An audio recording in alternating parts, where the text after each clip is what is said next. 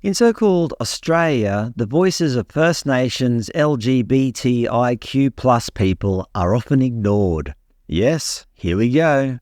Gender binary is a construct that was enforced on this land through colonisation. Of course it was. Anybody surprised by that statement?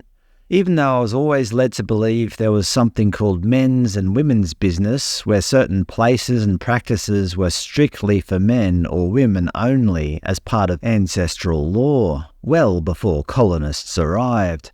Anywho, in Australia, I always thought this was the acronym, well, technically an initialism, but let's run with acronym. Either way, they're both abbreviations to ostensibly make things easier in speech and writing.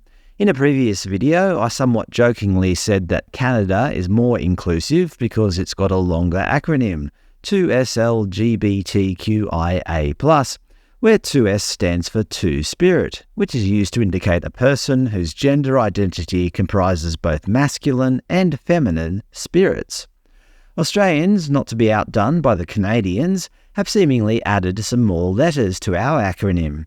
I was reading this article on the ABC about the Cass Review in England, which recommends the National Health Service significantly limit the prescribing of medications, colloquially known as puberty blockers, for people aged under 18. In the article, they quote the Australian Medical Association, who used the acronym LGBTQIASB+. They seem to have used the letter B twice. I thought it must be a mistake, but no, it's not.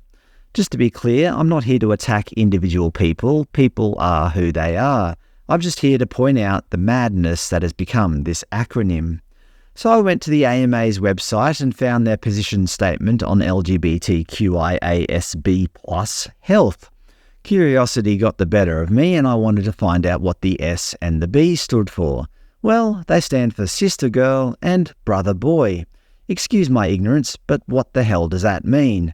As I kind of hinted at the start, it's to do with Aboriginality. Aboriginal and Torres Strait Islander people may use the terms sister girl, gender diverse people who have a female spirit and take on female roles within the community. Brother boy is the opposite, with people who have a male spirit. Yes, this is the Australian Medical Association, who are the peak professional body for doctors in Australia. They are apparently at the peak of scientific and medical knowledge and research here in Australia, and they entertain the idea that there are female and male spirits inhabiting Aboriginal people's bodies. Look, I'm not against a person's religion or spirituality, but is a medical association the right place to entertain such ideas? Perhaps a temple or a shrine would be more appropriate. And if they recognise male and female spirits, why not animal spirits? It's not so far-fetched. Some Native Americans believe that a spirit animal is assigned to a person from birth. Either way, this is supposed to be an abbreviation, a shortened form of a word or phrase. FBI is a great abbreviation. FBI, open up! It's short and succinct. But what if the FBI kept adding letters to their acronym? CP, Crime Prevention, FC, Foreign Counterintelligence, NS, National Security, DITP, Domestic and International Terrorism Prevention. FBI, CPFC, NS, DITP, open up! It would be ludicrous, but yet here we are with this real-life acronym. And what's its purpose? Canadian Prime Minister Justin Trudeau famously couldn't pronounce the acronym himself and stumbled when trying to say it. He also tweeted out the longest version yet, 2SLGBTQIA+, being rightfully mocked, remembering that the acronym is not agreed to by everyone that it encompasses.